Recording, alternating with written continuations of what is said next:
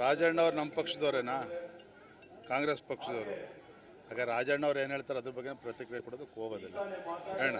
ಈಗ ಸ್ಟೇಟ್ ಇಂದ ಒಂದು ನೋಟಿಸ್ ಕೊಟ್ಟಿಲ್ಲ, ಕೊನೆ ಪಕ್ಷ ನೋಟಿಸ್ ಕೊಡಬೇಕಿತ್ತು ಅನ್ನೋದು ಅವರು ಮಾತು. ಅವ್ರು ಕೊಟ್ಟರೆ ನೋಟಿಸ್ ಅವ್ರಿಗೆ ಈಗಾಗಲೇ ಮಾಧ್ಯಮದ ಸ್ನೇಹಿತರು ಕೂಡ ಗೊತ್ತಿದೆ, ಕೇಂದ್ರದ ಶಿಸ್ತು ಸಮಿತಿಯಿಂದ ನೋಟಿಸನ್ನು ಕೊಟ್ಟಿದ್ದಾರೆ. 72 ಗಂಟೆಗಳ ಒಂದು ಗಡುವು ಕೂಡ ಇತ್ತು.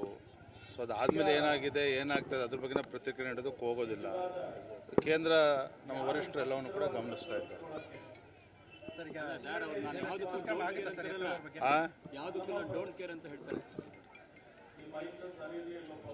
ಹೇಳೋಣ ಬೇರೆ. ಇದೆಲ್ಲದಕ್ಕೂ ಕೂಡ ನಾನು ಅವತ್ತೇ ಹೇಳಿದೆ, 20ನೇ ತಾರೀಕು ಒಳಗೆ ಎಲ್ಲ ಉತ್ತರ ಸಿಗುತ್ತೆ ಅಂತೇಳಿ. ಅವೆಲ್ಲ ಜಿಲ್ಲಾಧ್ಯಕ್ಷರು ನೇಮಕಾತಿ ಆದಮೇಲೆ ದೆಹಲಿನಲ್ಲಿ ಎಲ್ಲ ಪ್ರಕ್ರಿಯೆಗಳು ಕೂಡ ನಡೀತಾ ಇದೆ. ಸದ್ಯದಲ್ಲಿ ಯಾವಾಗ ಬೇಕಾದರೂ ಕೂಡ ಕೇಂದ್ರ ವರಿಷ್ಠರು ರಾಜ್ಯಕ್ಕೆ ಬರ್ತಾರೆ, ಎಲ್ಲ ಶಾಸಕರು ಎಲ್ಲ ಜೊತೆ ಸಮಾಲೋಚನೆ ಮಾಡಿ ಒಂದು ಅಂತಿಮ ನಿರ್ಧಾರವನ್ನು ಕೈಗೊಳ್ತಾರೆ.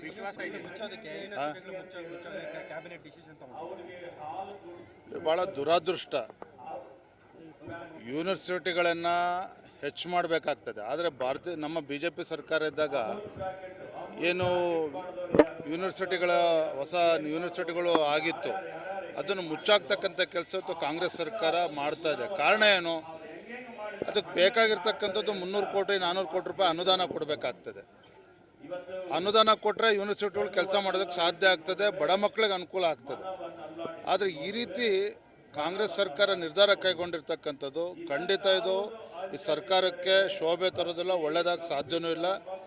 ಮಕ್ಕಳಿಗೆ ಅನನುಕೂಲ ಆಗ್ತದೆ, ಮಕ್ಕಳಿಗೆ ಇವತ್ತು ಅನ್ಯಾಯ ಆಗ್ತಾ ಇದೆ. ಈಗಲಾದರೂ ಕೂಡ ರಾಜ್ಯ ಸರ್ಕಾರ ಎಚ್ಚೆತ್ತುಕೊಂಡು ತನ್ನ ನಿರ್ಧಾರದಿಂದ ಹಿಂದೆ ಸರ್ಕೋಬೇಕಾಗ್ತದೆ. ಇವರ ಗ್ಯಾರಂಟಿಗಳಿಂದ ಅನುದಾನ ಹೊಂದೋಕ್ಕೆ ಸಾಧ್ಯ ಆಗ್ತಾ ಇಲ್ಲ. ಒಂದು ಕಡೆ ಪೆಟ್ರೋಲ್ ರೇಟನ್ನು ಜಾಸ್ತಿ ಮಾಡಿದ್ರು, ಸ್ಟ್ಯಾಂಪ್ ಡ್ಯೂಟಿನೂ ಕೂಡ ಜಾಸ್ತಿ ಮಾಡಿದ್ರು, ಬೇರೆ ಬೇರೆ ಬೆಲೆ ಏರಿಕೆಗಳು ಆಗ್ತಾ ಇದೆ. ಮತ್ತೊಂದು ಕಡೆ ಅನುದಾನ ಕೊಡೋದಕ್ಕಾಗ್ದೇನೆ ಈ ರೀತಿ ಯೂನಿವರ್ಸಿಟಿಗಳನ್ನು ಮುಚ್ಚಾಕ್ತಕ್ಕಂಥ ಕೆಲಸ ಮಾಡೋದಕ್ಕೇನು ರಾಜ್ಯ ಸರ್ಕಾರ ಹೊರಟಿದೆ. ಖಂಡಿತ ಇದನ್ನು ಯಾರೂ ಕೂಡ ಒಪ್ಕೊಳ್ಳೋದಕ್ಕೆ ಸಾಧ್ಯ ಇಲ್ಲ.